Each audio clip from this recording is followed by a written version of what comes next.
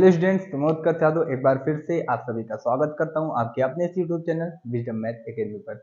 मैं आज coordinate geometry का अगला टॉपिक डिस्कस करूंगा जिसका नाम है mid point formula. Mid point formula, तो मिड पॉइंट फार्मूला हमारा होता क्या है, जब हमें कोई दो पॉइंट दिया होगा और उसमें बोलेगा क्या कि आप मिड पॉइंट निकालिए, तो हम कैसे निकालेंगे। तो क्या हम पढ़ेंगे आज, mid point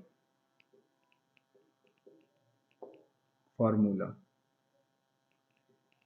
mid point formula आप ऐसा समझ सकते हैं, देखिए जैसे हमारे पास कोई ये ए पॉइंट है, हमारे पास दिया हुआ है x1 कॉमा y1 है ना, और इधर मान लेते हैं कोई बी पॉइंट है जो कि हमारे पास x2 कॉमा y2 है ना।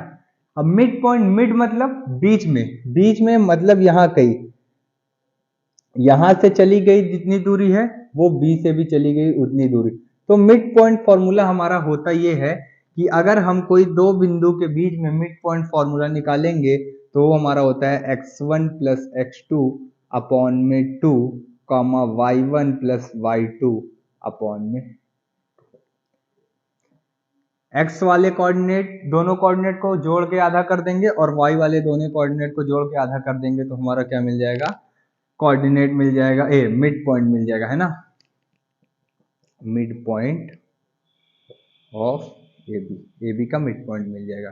ठीक, एक एग्जांपल की मदद से हम समझते हैं कि कैसे निकाला जा सकता है। जैसे हमारे पास क्वेश्चन आ जाएगा कि हमारे पास पॉइंट है 2,3 और 4,2, आप इसके बीच में क्या बताइए, मिड पॉइंट बताइए। तो आप कैसे बताएंगे, x1 यहाँ क्या दिया हुआ है 2 दिया हुआ है, y1 कितना दिया हुआ है 3 दिया हुआ है, x2 क्या दिया हुआ है 4 और y2 क्या दिया हुआ है। फॉर्मूला क्या है, x1 प्लस x2 अपॉन 2, तो मतलब 2 प्लस 4 अपॉन में 2 कॉमा 3 प्लस 2 अपॉन में 2। अगर इसको सॉल्व करेंगे तो ये 6/2 हो जाएगा, और अगर इसको सॉल्व करेंगे तो ये 5/2 हो जाएगा। अगर इस दोनों को काट के हम आंसर निकाले 2 3 6 हो गया, और 5 का आधा कर देंगे 2.5 आ जाएगा। 5/2 भी आंसर सही है। ठीक है, तो इस प्रकार से आप मिड पॉइंट निकाल सकते हैं दो बिंदु के बीच का। और एक और जो टॉपिक है वो हमारा क्या है कि त्रिभुज के केंद्रक मतलब सेंट्रॉइड ऑफ ट्रायंगल कैसे निकालेंगे। कोऑर्डिनेट, अगर हमारे पास 3 कोऑर्डिनेट दिया हुआ है तो उसमें हम ट्रायंगल कोऑर्डिनेट कैसे निकाले, सेंट्रॉइड ऑफ ट्रायंगल कैसे निकालेंगे। ठीक, तो चलिए देखते हैं उसका भी फॉर्मूला।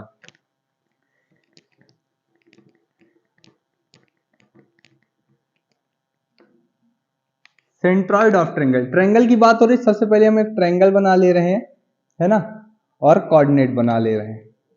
बना लिए, ये कोऑर्डिनेट की ये ट्रायंगल बना है। मान लेते हैं ये कोई पॉइंट ए है, ये बी है, और ये हमारे पास क्या है, सी गिवन है, और ये हमारा पूरा क्या है, कोऑर्डिनेट है। ये एक्स एक्सिस वाला है और ये कौन वाला है, वाई एक्सिस वाला। ठीक, अब आगे हम देखते हैं कि मान लेते हैं हमारे पास ए पर कोई पॉइंट है x1 y1, बी पर कोई पॉइंट है x2 y2, और सी पर कोई पॉइंट है x3 y3। टॉपिक डाल दे रहे हैं, हमारा क्या है,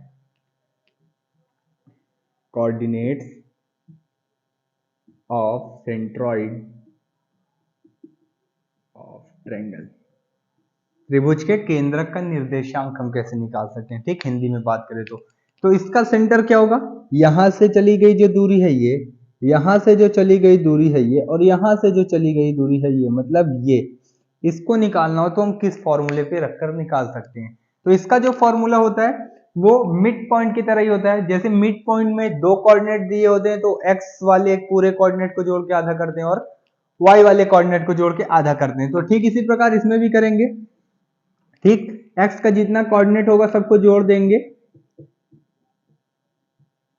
और यहां आधा नहीं करेंगे। ट्रायंगल में कितनी साइड, 3 साइड, तुम किससे डिवाइड दे देंगे, 3 से डिवाइड दे देंगे। ठीक, उसी प्रकार y वाला भी निकालेंगे, मतलब y1 plus y2 plus y3 upon में 3।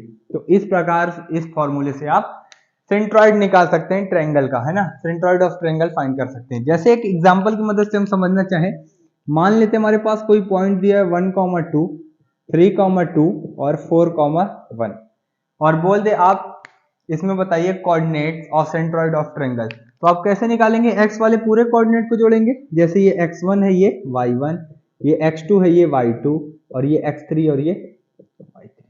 ठीक, तो x1 plus x2 plus x3 मतलब 1 प्लस 3 प्लस 4 अपॉन में 3, कॉमा किया y1 plus y2 plus y3 upon में 3।